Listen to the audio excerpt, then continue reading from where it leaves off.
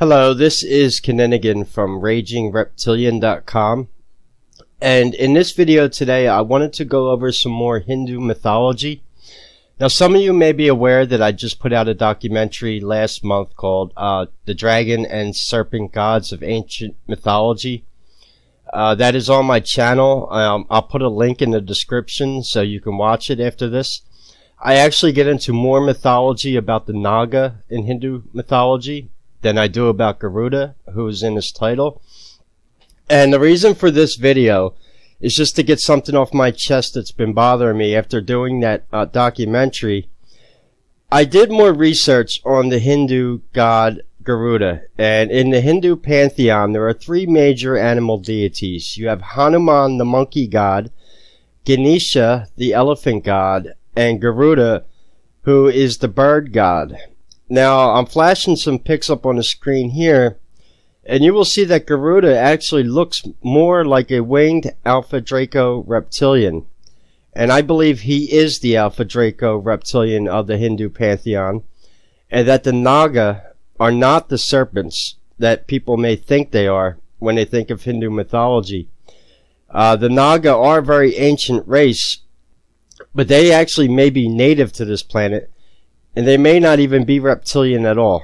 And I'll get into that, how their symbolism actually ties in with Enki, the Sumerian water god, and how this race could actually be some type of, people may laugh at this, but a mermaid race from ancient Atlantis, actually.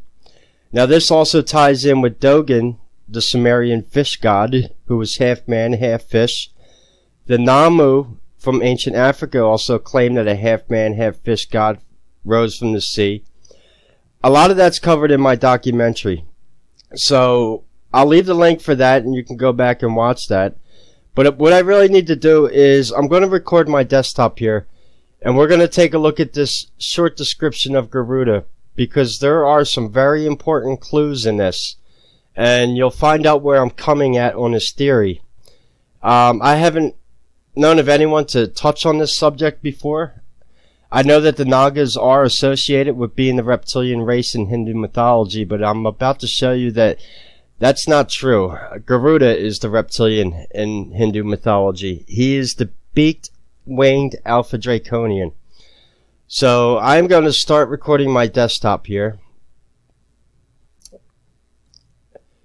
and we're going to go to a page I had bookmarked on Garuda. And I'm going to read this real briefly.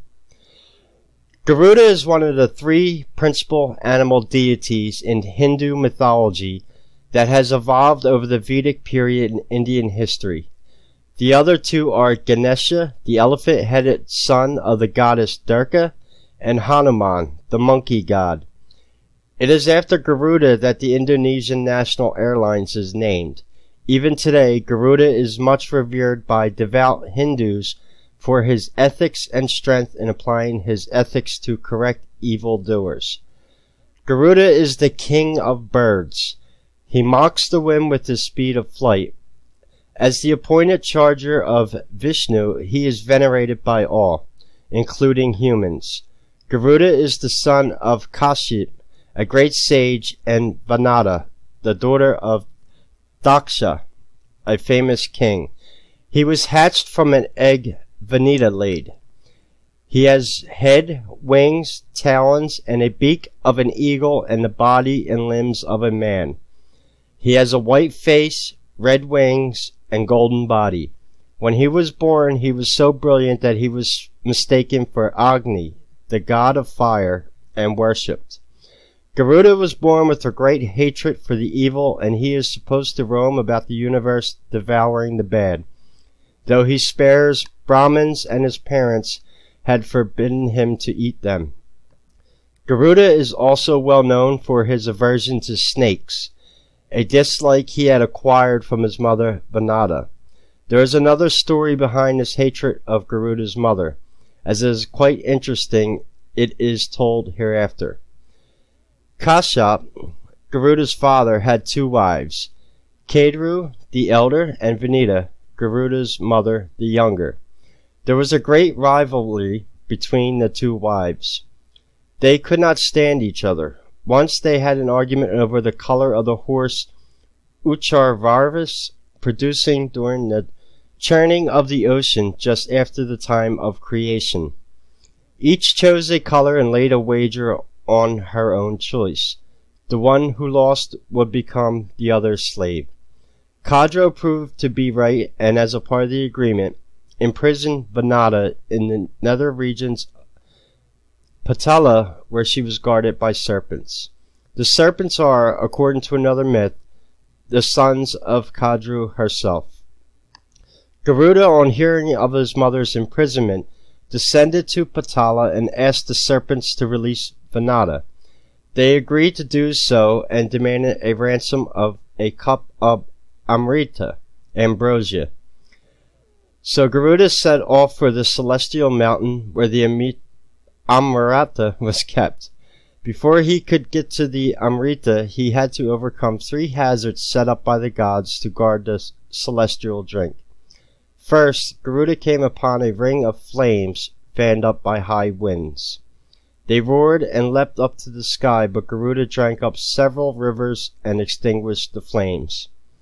Next, Garuda came upon a circular doorway, a very rapidly spinning wheel with sharp spikes on the spokes guarded it. Garuda made himself very small and slipped through the turning spokes. Lastly, Garuda had to defeat 2 fire-spitting serpents guarding the Amrita. He flapped his wings rapidly and blew the dust into the eyes of the monsters and blinded them. Then he cut them into pieces with his sharp beak. So Garuda finally reached the Amrita and started to fly back with it to the nether regions, but the gods anticipated his purpose and gave chase. Indra, king of the gods, struck him with a thunderbolt, but Garuda proved a superior warrior and defeated the gods and continued unscathed on his journey to Patala. When the serpents got the Amrita, they were overjoyed and released Vanada. Garuda got his mother back, but he became an inveterate enemy of the serpents, the sons of his mother's rival Paradeux. Also, the serpents, the Nagas, symbolized evil, and that automatically invoked Garuda's hatred. As end piece to this myth, it must be told that as the Nagas were about to consume the Amrita Garuda had just brought them, the chasing gods entered Patala, and Indra seized and took away the cup of Amrita. Anyway, the serpents had just enough time to lick a few drops of Amrita, and this was enough to make them immortal. Also, since the celestial drink was very strong, their tongues were split, and this is why to this day serpents have forked tongues. A lot of interesting mythology in it. So what I'm going to do here is I want to briefly go over some of the things in the story that stand out to me. First of all, Garuda's fighting with the Nagas. The second thing is his dislike towards snakes. Now this is very interesting, as the Nagas are represented by the snake. And as I went over in the documentary that I did recently, there was an incident in the Old Testament with Moses and the bronze serpent, in which he had to make a bronze snake and mount it on a standard, which later became the same symbol as the crucifixion of Jesus Christ, which all dates back to Samaria. And so does this Hindu mythology. The snake is the symbol of the Sumerian god Enki. He is the water god. Now, that means that if the Naga are being represented by the snake symbol, which Garuda despises, it would mean that the Nagas are native to the earth. They're probably a race that was here up until the time the destruction of Lemuria and Atlantis, quite possibly around Lemuria, as that parts of Lemuria are still, it's sunk in the Pacific Ocean. That's where ancient Lemuria is. Atlantis is sunk in the Caribbean. And so this is really interesting, because Garuda fits the exact description of the winged Alpha Draconian. And when they invaded Earth, It's off my theory, along with Stuart Swearlow's, that they struck Earth, known as Tiamat. Some people may call it Maldek at the time, when Atlantis and Lemuria were around, striking the planet with the planet Venus, which is what caused the destruction of the dinosaurs and the Great Flood then. I believe that a lot of these native amphibious races that were left over from the times of Atlantis, the Naga being one of them, were hunted down and destroyed by the Alpha Draconians for one simple reason. If you want to control a planet that's 70% water, you need to control the oceans. And that's just the fact. If you have a native intelligent species in the ocean, then they're going to oppose some type of opposition towards you, especially after just destroying their planet. Now, as far as mermaid mythology and sea nymph mythology, that is another video I'm going to do all in itself.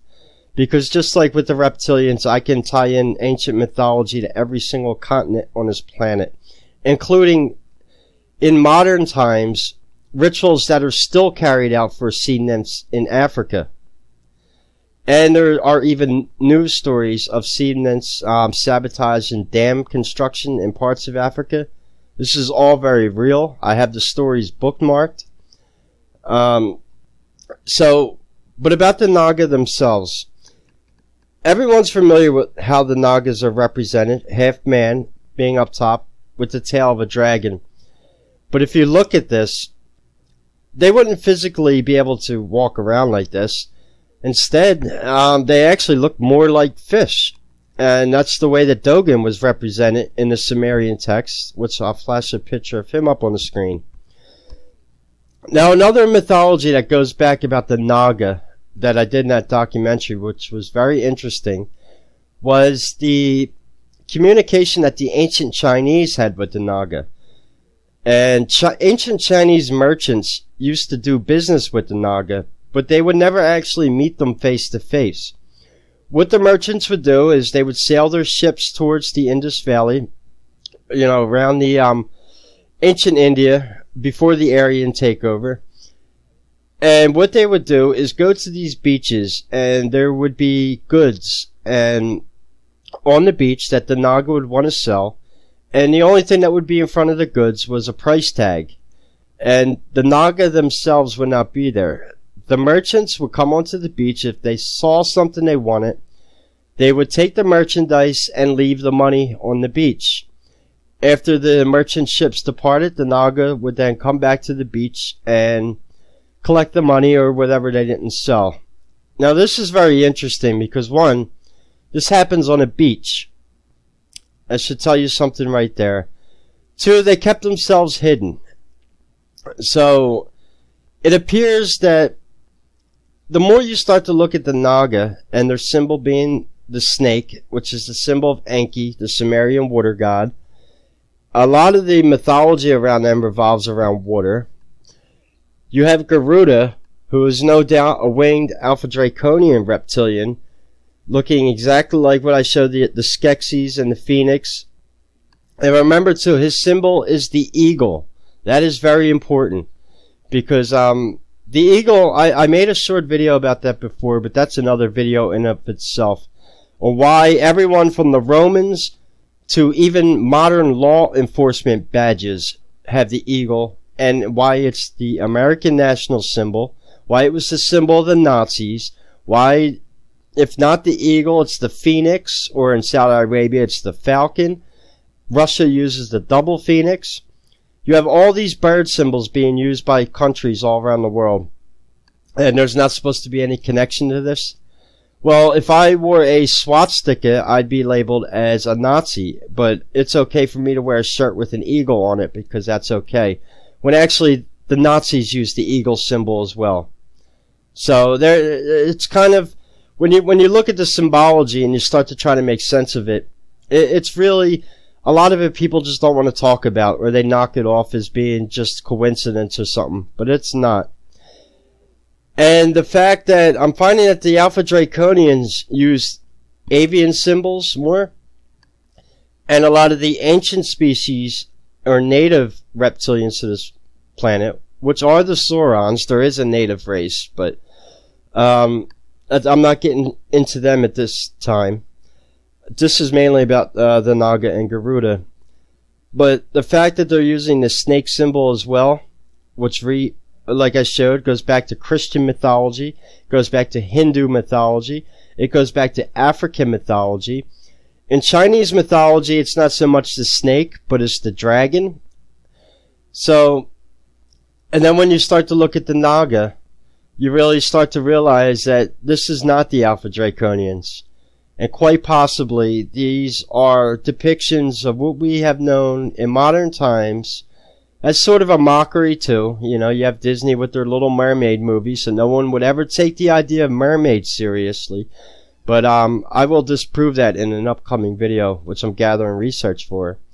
But to leave the video here, you have Garuda, the Alpha Draconian reptilian, and you have the Naga, which are more or less depictions of the ancient Atlantean mermaid race. So that's all for this video. If there's any questions or comments, please leave them in the description, and I'll try to answer them as soon as I can. And until we speak again, this is Kinninigan, and take care.